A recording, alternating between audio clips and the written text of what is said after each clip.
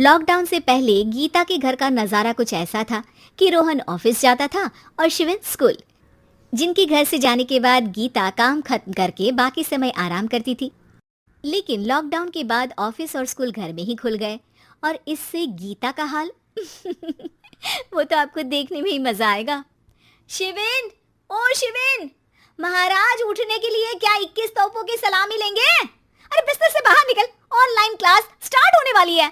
अरे तुम भी हद करती हो, स्पीकर की तरह चिल्लाने की क्या जरूरत है? दिख नहीं रहा मेरी कॉन्फ्रेंस चल रही है। अब कैमरा और स्पीकर ऑन कर रहा हूँ, मुझे कोई शोर नहीं चाहिए। इस पर जैसे ही रोहन लैपटॉप का कैमरा और स्पीकर ऑन करता है तभी कुकर की सीटी बजती है। करा लो अब इसे चुप। लॉकडाउन नहीं हुआ, मेरी मौत का फरमान जारी हो गया। दोनों बाप बेटे ने नाक में दम किया हुआ है। ऐसा बोलकर गीता वहां से शिविन के कमरे में पहुंच जाती है, जहां शिविन अभी भी सो रहा होता है। ओ आलसी, अब अगर 5 मिनट में नहीं उठाना तो आज तेरा गेम और यूट्यूब कैंसिल। माँ की बात सुनकर शिविन बिना 1 मिनट गंवाए उठ खड़ा होता है। उठ गया, अभी नहाकर भी आता हूँ। ये नाटक कहीं और, मुंह पर गीला कपड़ा मार और पढ़ने बैठ। शिविन की ऑनलाइन क्लास स्टार्ट हो जाती है, जिस पर गीता उसे वहां बिठाकर रसोई में चली जाती है। थोड़ी देर में उसे कमरे से कुछ आवाज सुनाई देती है, जिसे सुनकर वो कमरे में वापस आती है। हाय राम, तुझे क्लास अटेंड करने के लिए बोला था, कैमरा ऑफ करके बिस्तर पर नाचने के लिए नहीं बोला था।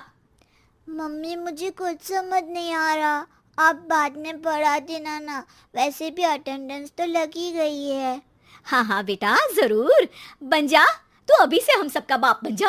अरे नहीं मतलब कहाँ से लाते हो इतना दिमाग, और पढ़ाई करते हुए ये चला कहाँ जाता है?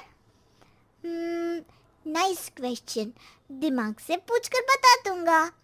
शिविन की बातों से परेशान होकर गीता उसे मारने के लिए जैसे ही आगे बढ़ती है तभी वो कमरे से बाहर भाग जाता है।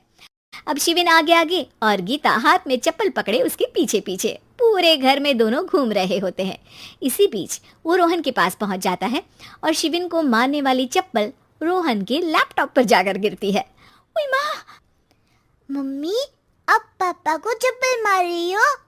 वो आज तक के रिपोर्टर, चुपचाप जाकर क्लास अटेंड कर ले, नहीं तो अगली तेरे पीछे लगेगी। इस पर शिविन वहां से चला जाता है, जिसके बाद रोहन गीता से कहता है, इस सर्कस के लिए कुछ बोलना चाहोगी? अरे क्या करूं, जब से तुम दोनों घर में रहने लगे हो, घर अपने आप ही सर्कस बन गया है और मैं तुम्हारी नौकर। कभी बेटी को संभालो तो कभी बाप के नखरे उठाओ। इन्हीं सब उथल पुथल में दिन बीतते रहते हैं, जिसमें हर रोज घर के अंदर कुछ नया सियप्पा खड़ा मिलता है, जो ज्यादातर शिविन और रोहन की ऑनलाइन स्कूल और ऑफिस से रिलेटेड ही होता है। एक सुबह, शिविन चल उठ, आज की क्लास जल्दी है। कैमरा ऑफ करके आप अटेंड कर लो। अरे ऐसे छित्तर पड़ेंगे, दादी नानी सब एक साथ याद आ जाएंगी। गीता की लाख मशक्कतों के बाद क्लास तो खत्म हो जाती है, लेकिन उसके बाद शिविन फोन इस्तेमाल करते हुए इंस्टाग्राम रील बनाने लगता है। रसोड़े में कौन था? तुम थी, मैं थी, कौन था? हाँ, मैं गरीब हूँ। अरे ओ गरीब के बेटे, आजा, मैं बनाती हूँ तुझे गरीब। मैं बताती हूँ रसोड़े में कौन था।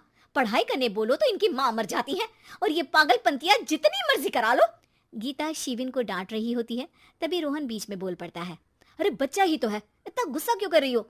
बेटे का साथ देने की इसी एक कोशिश में अब शिविन के साथ साथ रोहन भी गीता के गुस्से की सूली पर चढ़ जाता है।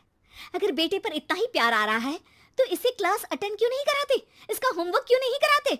उस समय तो बहुत जल्दी मीटिंग आ जाती है, वो काम मैं करूं और यहाँ इस बेफिजुली की चीज में तरफदारी करके बन जाओ महान।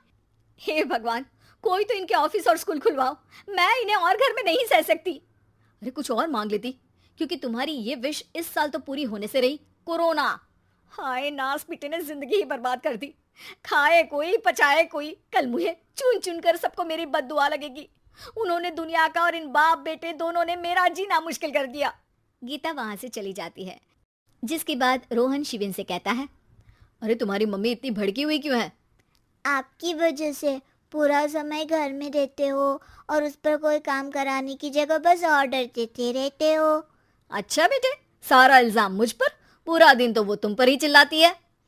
हाँ, मतलब दोनों का 50-50 है, कुछ करना पड़ेगा। वो कहते ना, make the best out of worst. I have an idea. वैसे तुम्हारी माँ सही कहती है, बहुत जुबान चलाने लगे हो, कम बोला करो।